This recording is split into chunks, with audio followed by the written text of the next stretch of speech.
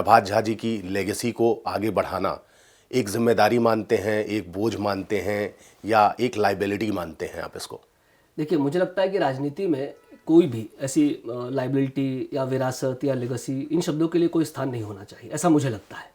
हर व्यक्ति की अपनी यात्रा है, हर व्यक्ति की अपनी एक दौड़ है, उसकी कहाँ से उसे दौड़ शुरू करनी है और कहाँ तक उस दौड़ को जाना है, यह उस व्यक्ति की अपनी लड़ाई है, उसे खुद को तय करना है।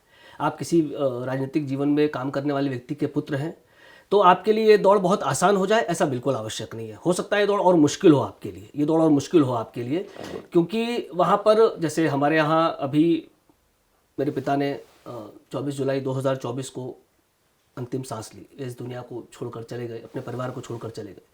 उसके बाद मुझे नहीं लगता है कि एक पुत्र के रूप में मेरे लिए या एक कार्यकर्ता के रूप में मेरे लिए कोई बहुत आसान यात्रा रही है। बहुत मुश्किल समय रहा, बहुत मुश्किल दौर रहा एक पुत्र के रूप में।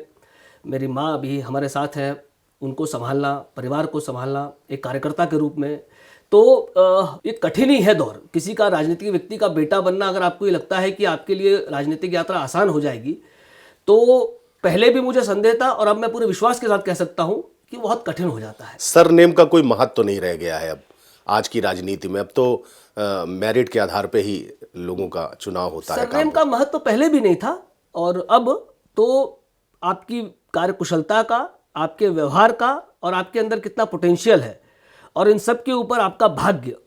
राजनीति को मैं हमेशा अवसर का विषय मानता हूं, और अवसर भाग्य में के आधार पर आधारित होता है।